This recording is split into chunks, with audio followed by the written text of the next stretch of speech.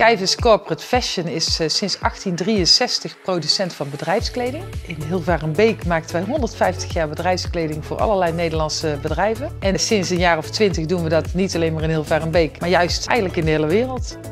Het is echt heel belangrijk als jij een keten hebt zo groot als die van ons, dat je je stakeholders daar goed bij betrekt.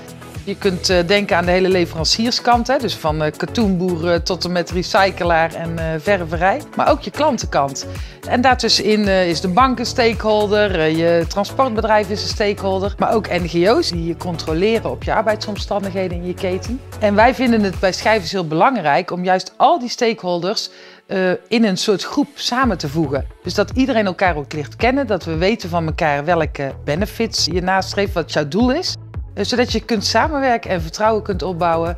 Ja, en dat werkt heel goed en het is ook nog eens heel leuk. Dus als je het dan hebt over betekenisvol ondernemen, dan geloof ik erin dat als je samenwerkt en echt een optimale transparantie, dat je het voor iedereen beter maakt. Wij hebben bij Schijves bijvoorbeeld elk jaar een supplier meeting. Dan komen wij met al onze leveranciers ergens ter wereld bij elkaar. Dus dan moet je je voorstellen dat daar Indiërs, Pakistanis, Chinezen, Turken, nou, noem het maar op, allemaal bij elkaar staan. En dan delen we met elkaar successen, ja, verbeterplannen.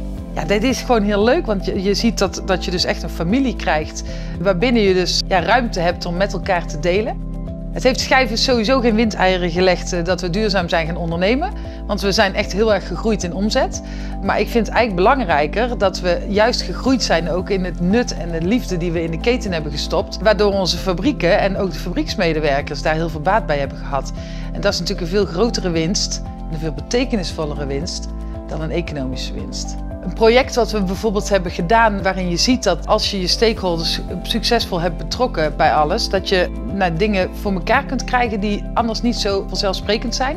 En dan heb ik het bijvoorbeeld over het vrouwenproject in Pakistan, waar dus vrouwengelijkheid echt een issue is. Want daar hebben we toch wel met onze westerse insteek, zal ik maar zeggen, de knuppel in het hoenderhok gegooid. Door hen te vertellen hoe wij er tegenaan kijken tegen vrouwengelijkheid. Maar doordat we zo'n vriendschapsband hebben opgebouwd, waren ze wel bereid om het te gaan proberen. En met succes, want ze zijn inmiddels echt overtuigd dat vrouwengelijkheid echt een verbetering is, ook voor hun economisch proces. Dus dat is mooi om te zien hoe je toch culturele overbrugging kunt maken door samenwerkingen en vertrouwen. Het vrouwenproject is eigenlijk een heel mooi voorbeeld, want we hebben daar heel veel stakeholders bij gebruikt. We hebben dus de RVO ingeschakeld om financiering mee rond te krijgen. We zijn samen gaan werken met Zeeman, een andere textielspeler. We hebben in Pakistan bijvoorbeeld niet alleen de leverancier zelf erbij betrokken. We zijn echt naar Pakistan geweest en we hebben daar ter plekke gewoon vrouwen gezocht die graag in aanmerking kwamen voor carrièrekans. En daarnaast hebben we ook hun echtgenotes en de schoonmoeders gesproken, omdat familie is heel belangrijk. Kijk, als de familie nergens niet achter staat, achter jouw keuze om te gaan werken, dan heb jij het best moeilijk als vrouw, denk ik, in zo'n cultuur. Dus het was juist belangrijk dat iedereen aan boord was om die vrouwen de kans te geven om in mijn idee iets van het leven te gaan maken.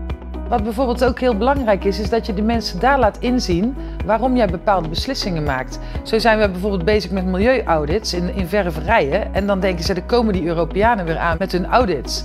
Maar uiteindelijk hebben we tegen hen gezegd, joh, weet je, als jullie het hier niet goed voor elkaar hebben, zijn het jullie kinderen en kleinkinderen die van dat water drinken.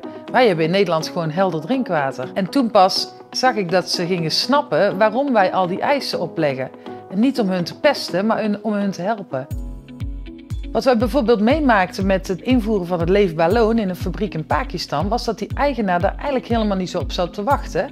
Want die vond het heel spannend om een hoger loon te gaan zetten. Want als wij dan weg zouden gaan als klant, dan kon hij zijn waar waarschijnlijk niet meer aan andere bedrijven kwijt. Dus dat is heel gevaarlijk. Dus je kunt zeggen, joh, ik kom hier met de zak met geld. Maar ja, als je je dan weer terugtrekt, dan is zijn bedrijfsvoering heel anders geworden dan wat het daarvoor was. Dus we moesten echt aan hem laten zien dat we commitment hadden voor de lange termijn. En dat is een hele belangrijke, vind ik. Dat als jij samen gaat werken, dat je dat niet voor een jaar doet en overmorgen weer voor een dubbeltje naar een ander vliegt. Maar dat je juist lange termijn samenwerkt. Een tip aan de ondernemers die ook met hun stakeholders in dialoog willen, is dus eerst natuurlijk goed te weten wie zijn eigenlijk je stakeholders. Hè? Dus zorg dat je dat inzichtelijk hebt en dat je vervolgens die mensen ook ziet. Ik vind het echt heel belangrijk dat iets niet achter een computer gebeurt, maar dat je eens een keer gaat kijken daar. Of dat je de mensen een keer bij jou uitnodigt en dat je face-to-face met elkaar je doelstellingen uitspreekt en ook je samenwerking gaat vormgeven. Belangrijk is denk ik om niet bang te zijn om heel die keten inzichtelijk te krijgen. Want door het inzichtelijk krijgen van de keten kun je misschien zelfs ook denken, goh, ik heb veel te veel leveranciers of veel te veel stakeholders. Wat ook al bevrijdend kan werken door een bepaalde keuze te maken. Oké, daar wil ik mee werken en waarom? En daar blijf ik dan ook lange termijn mee werken. Het gaat erom dat het jouw keten is, waar jij vol in staat. En dan is het superleuk om elkaar goed te leren kennen en ook te weten van elkaar. Ja, what's in for you? Weet je, wat wil je van elkaar leren en wat wil je met elkaar vieren? Ja, het leuke is dat sinds wij zeg maar, zo heel erg duidelijk met duurzaamheid bezig zijn in onze keten, dat er heel veel mensen bij ons komen solliciteren die dat dus heel belangrijk vinden. Dus uiteindelijk, ja, het hele bedrijf ademt duurzaamheid. Niet alleen ik als karttrekker binnen het bedrijf, maar juist ook iedereen met wie ik elke dag werk hier. Dus ja, dat is eigenlijk alleen maar heel leuk, toch?